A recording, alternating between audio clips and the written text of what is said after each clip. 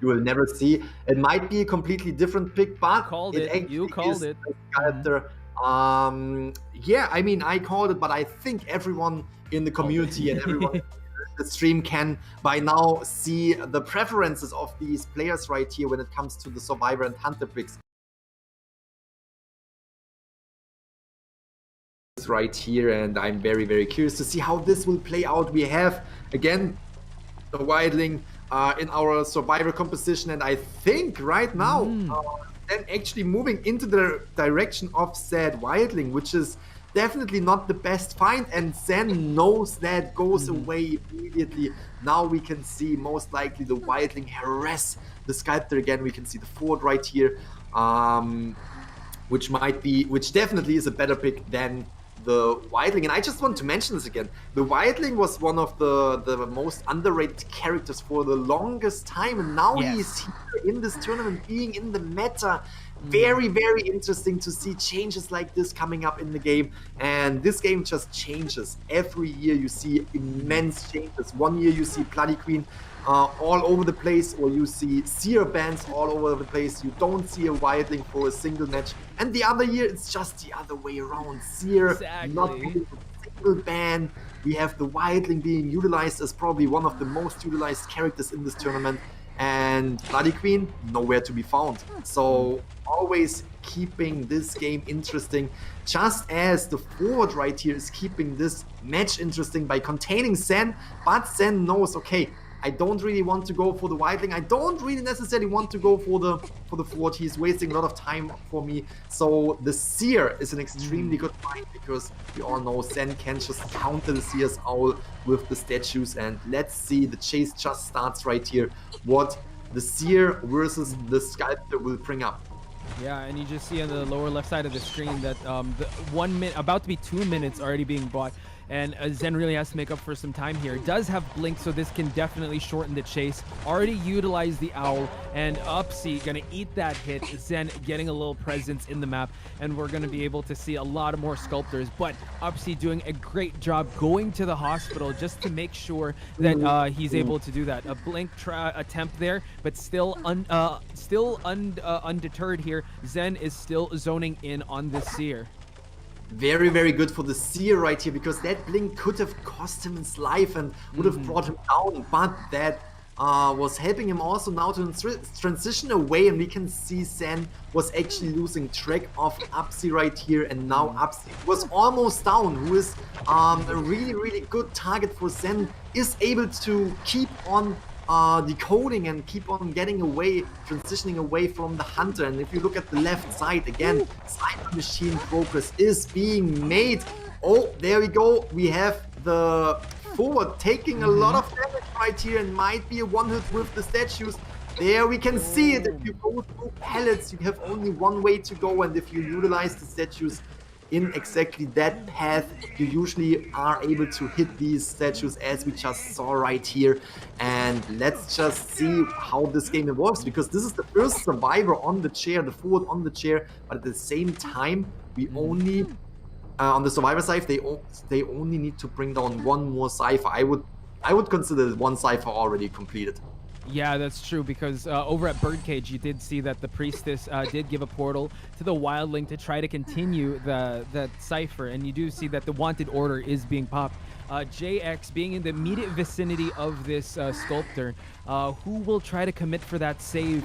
We see that the JX is buying a lot of time in terms of and attention away from Zen, and now just hiding in the structures here, using that chisel just to get a little more breathing room to see who's around the area. Still zoning in, and it seems like the forward will be able to get that save. And look at that, we are seeing a rescue coming in, and the ZYJ able to get some distance away from him and Zen.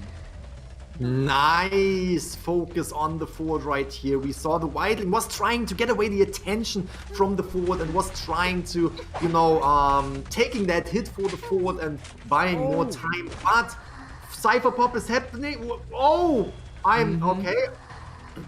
Okay, they push for the end game. Again, DOU5 just so fast when it comes to the last Cypher pop. Just when Zen thought he could down this forwarding have it again. Oh, there's a global portal ready. And my goodness, Zen having to play cleanup here, just hitting away that global portal and using teleport right away to go to the first, the back exit. And we see that Upsy is here. Zen trying to utilize the statues while Upsy is buying time for his teammates. They're just hiding at the ruins area of this map, going for those heals, not able to do it just yet. Zen still wants to get some survivors back to the manor.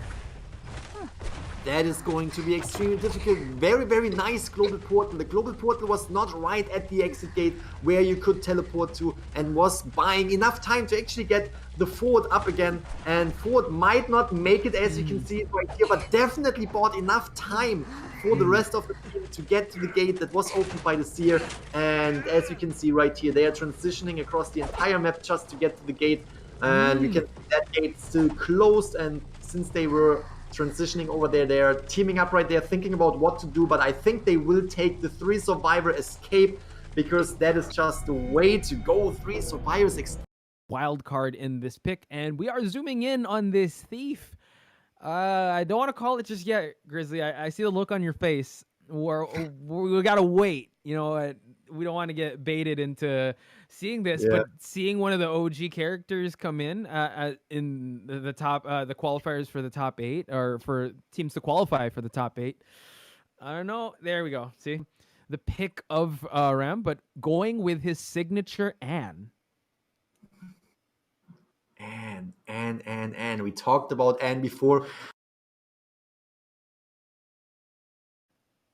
And talking about the second half of the second match, this could be it. This could be the match game for DOU5 if they're actually getting a tie right here. If they're able to get 2 survivors eliminated, that might be it for BL. So that's something that we definitely have to keep in mind. And here we can see the Priestess try to utilize that portal to really get away from Anne, but Anne swings extremely fast, hits that Priestess right here, and the first hit on the first survivor is already taken, and also not only hitting the Priestess, but also canceling out her portal, and now she does not have the portal left. You can also see the accessory being in play right here. We have the Seer's Owl really being utilized now just to buy a little more time, but you saw that the cat was really able to negate the Priestess utilization of the Holy Key, but she doesn't have any more, and now the cat once again getting that bite, getting that leap, getting the stun, and my goodness, he did it! She was able to get through, and now Ram again going in another lap inside, but the blink will be utilized, and Ram will be going down, buying a lot of time for his team. I believe that 2 ciphers are almost primed and ready to be popped. Very, very good gameplay from Ram right here, especially that portal before she was able to, before Anne was able to stun Ram. Fantastic job. Just what a timing. The portal was just replenished, and there comes the Ford in to buy a little bit time with the stun for the Priestess to get out of this chair, to get away from Anne. But here we have it again by actually getting these cats on the feet of the Priestess. She might be able. That magnet just into the way between. Another one. That is so good. Yeah, being the wild card here, extending the Priest's life to go inside hospital, which is their safe haven. So excellent tandem being presented here by the forward and the prospector, just keeping DX so preoccupied and not being able to defend against the magnet placements of this prospector. And now still trying to find the most optimal target, which is Ram, and Ram being over there at the shack area gets found by the cats, gonna take that leap. The stun is about to be in place. Oh wow, another hit, and DX is gonna chair this Priestess, but has to be careful because again, 2 stunners on deck for this this lineup, Grizzly. Fantastic job from the prospector right there. Not only that the prospector was buying time for the Priestess, but he was throwing in another magnet to really harass the disciple, to really annoy the disciple, to the point where DOU5's DX was deciding to actually go for the terror shock on the rescue. Yeah, That is wow. extremely crucial because that means that the priestess will be out of the game. Nobody is there to rescue in time. Another survivor will be on the chair. Fantastic job. Cypher machines are getting close to being done. But I just want to recap that one movement right there where we had the prospector really being annoying to the point that he decided to let the priestess go. I want to get that prospector right now. But after Exactly. all, Prospector was doing a fantastic hide, but in the distance, DX saw the priestess again Wow. and decided to go again for the priestess. Sia doing a fantastic job right here at the Yeah. same time. We can see that nobody Oh. is Yeah. fantastic. It's just the Nobody is action. really Yeah, DX being so aggressive, going for that Seer. The Seer did a lot of jukes inside that shack, but then after the cat was being utilized, did it again, down the Seer. And that crucial moment that you highlighted, the forward getting Terror Shock, was quite unfortunate on the side of BL, but the Prospector again gets that stun. Rem trying to hop it once again. Oh! And my goodness, DX's timing on these hits are so on point.